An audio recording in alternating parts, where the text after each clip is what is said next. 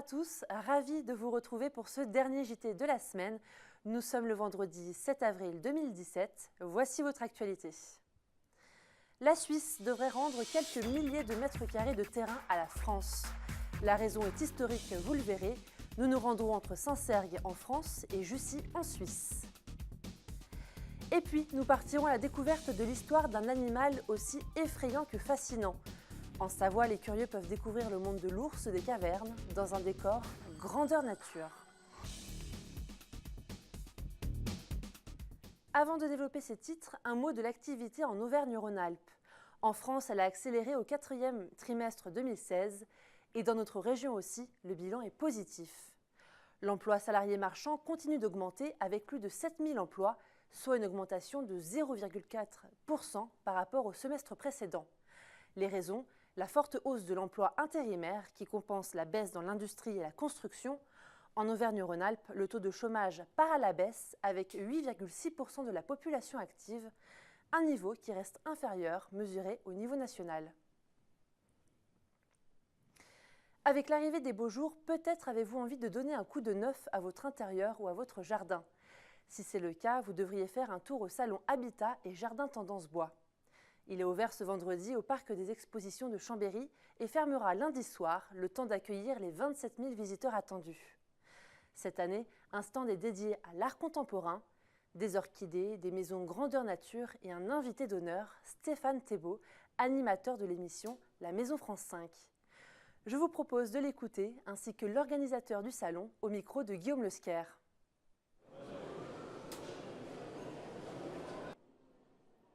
Un salon, et c'est le cas pour le salon Habitat Jardin de Chambéry, c'est d'être le reflet de l'économie savoyarde. Donc en effet, 300 professionnels qui viennent à 95% de Savoie, de Haute-Savoie et d'Isère. De la création d'art, nous avons 36 artisans d'art qui eux aussi sont tous des locaux entre guillemets.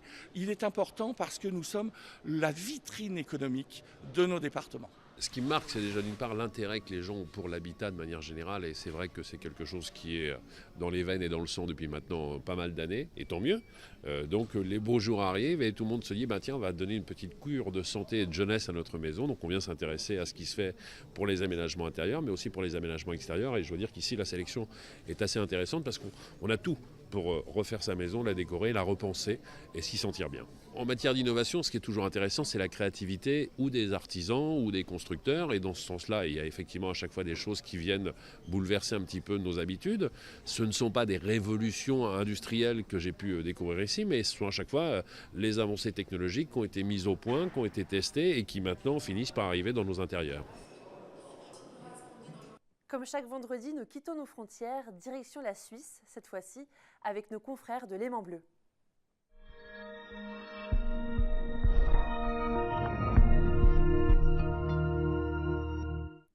C'est un fait anecdotique et historique qui pourrait bien se produire prochainement.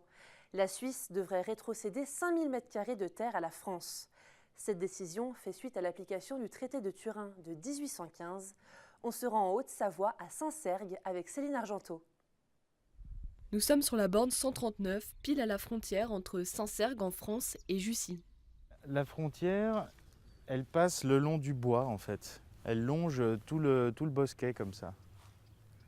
Et du coup, une fois que les choses seront faites au niveau du cadastre, eh bien, ce champ va devenir français. Et la raison est historique. En théorie, une frontière passe toujours au milieu d'un cours d'eau. Dans le cas de la rivière Le Foron, qui prend sa source vers Annemasse, elle passe à droite de la rive. Avec les travaux de ces dernières décennies, la frontière s'est décalée à l'avantage de la Suisse. Il faut donc une compensation pour la France, selon le traité de Turin de 1815. C'est cette parcelle-là qui a été choisie, ou proposée en tout cas, par les géomètres suisses et français, pour remettre à zéro, refaire l'équilibre entre les territoires gagnés et perdus de part et d'autre. Un petit bout de champ anodin de 5000 m², l'histoire peut faire sourire. Les Français ont réussi à piquer du terrain aux Suisses, et c'est ce qu'on pourrait penser, mais ce n'est pas le cas. C'est justement parce qu'il ne faut pas qu'il y ait une partie qui voit son territoire s'agrandir au détriment de l'autre que cette restitution intervient. C'est plus anecdotique, symbolique et amusant, mais ça permet de parler de la frontière de façon un peu drôle. Un changement de frontière dû à des causes naturelles, l'événement n'a pas été vu depuis 1954. En revanche, la région a subi des échanges de territoire plus régulièrement du fait de l'homme. Dans la région du Grand Saconnet, du côté de Ferney également, pour l'aéroport. La plateforme autoroutière de Bardonnay, elle aussi, a justifié d'échanges qui se sont faits entre Saint-Julien, Soral et Viry. On peut imaginer que dans le futur, d'autres échanges se fassent pour des infrastructures. La restitution de territoire est encore en discussion. Elle devrait passer devant une commission internationale en mai pour être validée, avant que la bande 139 ne soit déplacée. Et on reste en Suisse pour le chiffre du jour. L'Office fédéral de la statistique a publié une étude. La croissance démographique suisse est supérieure à celle de la France. Avec plus de 8 millions d'habitants, la population de la Suisse augmente 2 fois plus vite que la nôtre. L'étude a aussi prouvé que la Suisse est un pays d'immigration. La Confédération compte un quart d'étrangers. Cela fait de la Suisse le pays le plus international d'Europe. Un mot concernant les travaux de rénovation du tunnel du Chat qui relie l'avant-pays savoyard au bassin chambérien. La dernière étape va débuter le 18 avril. Cela signifie bien sûr que l'accès sera fermé à partir de cette date et jusqu'à l'hiver prochain. Les véhicules légers et les bus devront emprunter le col du Chat. Cet itinéraire reste cependant interdit aux véhicules de plus de 12 tonnes ainsi qu'aux cyclistes. Patience donc en attendant l'ouverture de ce tunnel entièrement remis à neuf. Il y aura aussi une nouveauté devenue obligatoire depuis l'incendie du tunnel du Mont-Blanc, une galerie de sécurité ouverte aux piétons et aux cyclistes. Une idée sortie pour aller à la fin de ce journal. À Entremont-le-Vieux, en Savoie, il existe un musée unique en Europe. Un musée consacré à l'ours des cavernes. Il y a 400 000 ans, cet animal hibernait au cœur du massif du Granier. Les visiteurs effectuent donc un vrai voyage dans le temps. Ils peuvent même se mettre dans la peau des scientifiques qui ont procédé aux fouilles de cette grotte aux ours. Lauriane Callon et Guillaume Lesquer. Bienvenue à la préhistoire. L'hôtesse des lieux, l'ours colombine, invite les visiteurs à se plonger au cœur de la grotte, reconstituée de la Balmacolon. Découverte en 1988 par 2 spéléologues, elle a permis de reconstituer la vie de l'ours des cavernes. Le temps d'une visite au musée, chacun pourra partir sur les traces de cet animal mythique et aujourd'hui disparu. Le musée propose dans une ambiance souterraine de grotte différentes tables interactives. Le public est invité à manipuler des ossements et à réaliser des expériences à la fois ludiques et scientifiques pour tout comprendre sur l'ours des cavernes et sur son environnement au cours de la préhistoire. Un film en 3D est également proposé qui nous permet de découvrir ce à quoi ressemble un ours des cavernes. Et ce film permet aussi de revivre la belle aventure humaine et scientifique de la découverte de la grotte de la Balmacolon. Grâce à ces éléments interactifs, les visiteurs deviennent incollables sur l'ours des cavernes. De son mode de vie, durant 20 000 ans, il a occupé la grotte pour hiberner, à ses mensurations. L'ours pouvait mesurer jusqu'à 3 mètres de hauteur et peser près de 500 kilos. Les enfants sont ravis de jouer aux apprentis scientifiques, tout comme leurs parents.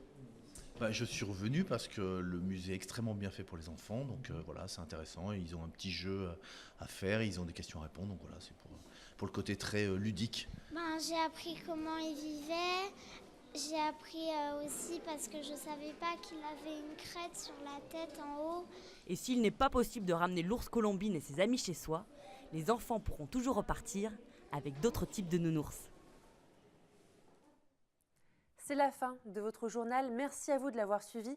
On se retrouve tout de suite pour votre revue de presse de la semaine. Avec Fanette de Buisson, nous avons le plaisir de vous présenter Médiasphère. Vous pouvez aussi retrouver tous nos programmes sur 8montblanc.fr.